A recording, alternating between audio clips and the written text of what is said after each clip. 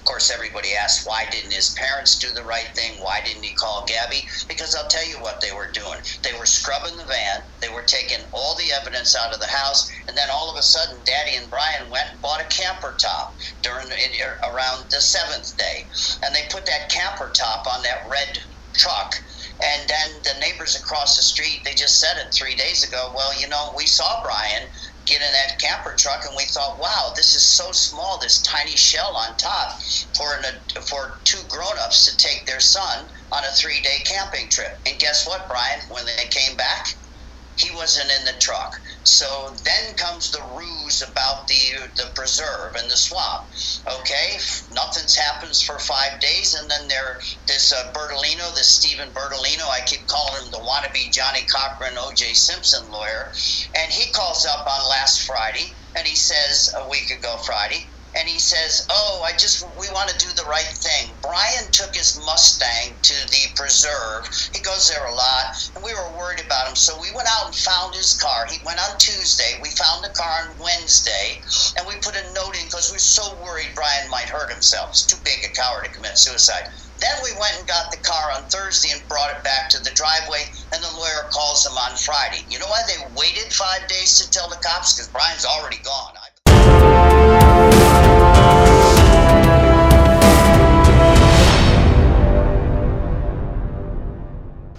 Welcome to Reporter Room, where we seek truth and justice. My name is Jessica Della Davies. I'm an investigative journalist. Today, we're going to talk about the Gabby Petito case. There's a hiker that says he saw Brian Laundrie in the Appalachians. Cassie Laundrie, Brian's sister, was caught making dishonest claims about not seeing her brother. She saw him, and she saw him twice. We're also going to discuss the interview room with Chris McDonough and the fact that it's been terminated for violating YouTube's terms of services. Please don't send any hate to anyone, anytime, anywhere. Let's be good to each other. Let's get into it. Dennis Davis says he saw a hiker who he believes is Brian Laundrie on Saturday morning near the Appalachian Trail. So Dennis, who claims he saw Brian on Saturday morning near the Appalachian Trail, even called 911 to report the encounter. And we're going to listen to his call in just a moment.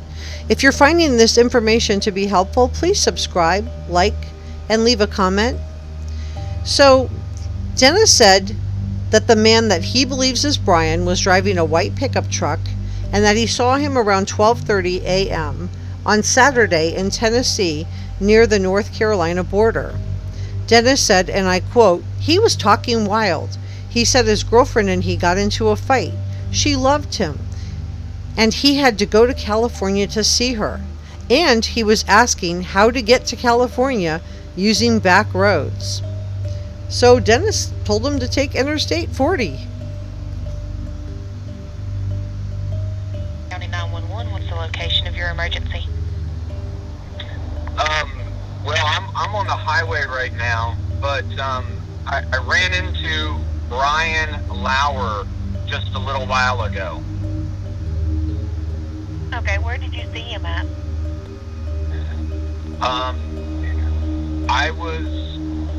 I was at the parking lot for the Appalachian Trail on the north side of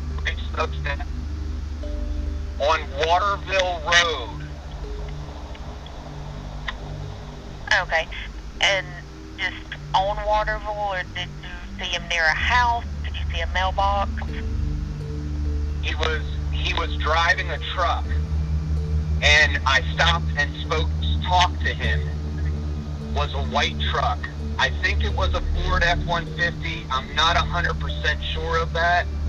And it was kind of a newer model. It wasn't like an old beater. It was a newer truck. Okay. And what makes you say that it was him? I was making a U-turn and in the road, and he came up behind me and he slowed down and kind of flashed his lights, like telling me, "Oh, go ahead and go, and I'm going to wait for you." And as I turned around and I'm coming back by him, he's waving waving his arm out of his truck, like for me to slow down. And I pull up next to him. I'm getting ready to go through the tunnel here. Hold on 1 second. Okay. Can you still hear me? Yeah.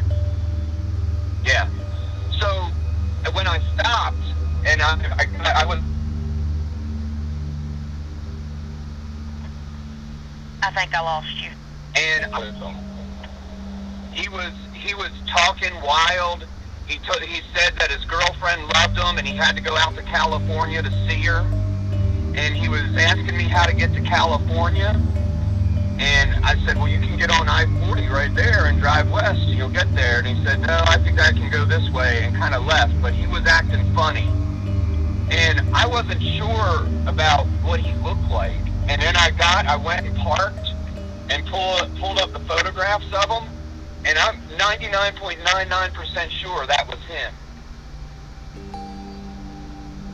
Okay. Well, like I said, I'm going to pass this along to my sergeant, okay? All right. I'll meet somebody out there if they want to. I'm telling you, it was him. Okay. Well, like I said, I'll pass this along. All right. Thank you. Okay, thank you. We also need to discuss the alleged lies that Cassie Laundrie made to Good Morning America and the termination of the Interroom channel, so please stay with me until the end.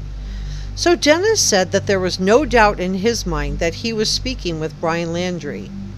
He later added that he was 99.99% sure it was him. Dennis also stated that Dog the Bounty Hunter's daughter, and I'm assuming it's baby Lisa, sent him an audio file of Brian's voice. Dennis said the voice was the same. So let's talk about Cassie Laundrie. Why did she tell ABC she hadn't seen her brother? Listen to this. My family want Gabby to be found safe. She's like a sister, and my children love her. And all I want is for her to come home safe and sound, and this to be just a big misunderstanding. I've cooperated every way that I can. I wish I had information where I would give more. This is all I have is I gave to the police. And I guess what's just kind of, as his sister, the oddest thing to you about all this? If you had to, that I haven't been able to talk to him. I wish I could talk to him. Brian Laundrie left on a cross-country road trip this summer with his girlfriend, Gabby Petito. But only Brian returned home on September 1st to the home that they shared with Brian's parents in Northport, Florida. So Brian returned home with Gabby's van, Gabby's credit card, Gabby's phone, allegedly, and he never told Gabby's parents that Gabby was missing. Gabby was reported missing on September 11th by her parents. Brian's parents reported Brian had disappeared on September 14th, but didn't report it till a couple of days after he left, giving him a pretty decent head start. Then on September 19th, Gabby's remains were found in Wyoming near where the couple were camping. So Cassie appeared on Good Morning America, and why didn't she just say that she saw Brian? We now know that Brian went to her home, and she visited Brian during the Laundrie camping trip to Fort DeSoto Park. The Laundrie family attorney, Stephen Bertolino, confirms that Cassie saw Brian. We also have proof that Roberta Laundrie checked into the Fort DeSoto Park campground. So why did Cassie just not tell ABC she had seen her brother? And why did the Laundries go camping after Brian came home without Gabby? Gabby was living with Brian at Brian's house. Cassie says she cares about Gabby. This case has many twists and turns, but this deception has hurt Cassie's credibility, in my opinion. Many people are concerned about whether the Laundrie family is cooperating with authorities. Protesters are outside both the parents' and Cassie's house. They don't seem like they're that concerned with looking for Brian. I haven't seen any sign of either the parents or Cassie out searching for Brian. And they didn't even send out a condolence message when Gabby's remains were found. So many people believe that Cassie has not been honest about seeing Brian, and now they're wondering why. Why do you think Cassie said she didn't see Brian when she had? So let's talk about the interview room channel being deleted from YouTube for violating terms of service. A lot of us love Chris McDonough and enjoyed his Sunday evening show, The Interview Room. Last week, Chris did a story about an account on Twitter claiming that this account was actually an account that belonged to Brian Laundrie. To be clear, this account was not and is not Brian Laundrie. The account owner says he's a retiree named Leo. Leo, the owner of the Twitter account, was apparently harassed by numerous people who believed and thought that this account was somehow Brian Laundrie or affiliated with Brian Laundrie. The owner of the account says he received death threats, so this sounds really scary. Chris appeared on Tiffany Marie's channel on October 6th. I will link it for you in the description below. Here's a little bit about what Chris shared.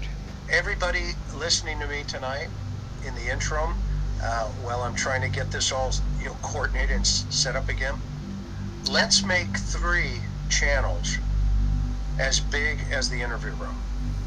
Okay? Let's go on a mission and smash these subscribe buttons for good. These people stand for good. And go subscribe to every one of their channels, all 80, almost 90,000 subscribers that I have. Let's make 5 90,000 subscriber channels. Let's make 10. Let's make 100. Okay? Good people need to be brought to the forefront. And these people who have been doing this for years in coordinated efforts before I even showed up, it's going to stop. Okay? And, they underestimate me again, which is fine. Okay? But they cannot stop everybody. So despite the fact that the owner of the Twitter account denied the accusations that he was Brian Laundrie or associated with Brian Laundrie, Chris continued to say that he was. The result was this poor guy on Twitter was harassed, doxxed, and says his life was threatened. And then YouTube terminated Chris's account for violating their terms of service. Chris says he was targeted by trolls. There were at least 2 videos made by the interview room claiming that this account was either Brian Laundrie or linked to Brian Laundrie. To be clear, this account is not and was not. Many in our community, including me, are very sad that Chris lost his channel. He conducted some great interviews and brought attention to SA. He's a strong advocate for women. I also respect YouTube's position. Creators have a responsibility to uphold terms of service. The retiree on Twitter wasn't part of any of the drama, and it's awful that he was harassed and bullied. What do you think about all of this? Please subscribe, like, and share. Thank you.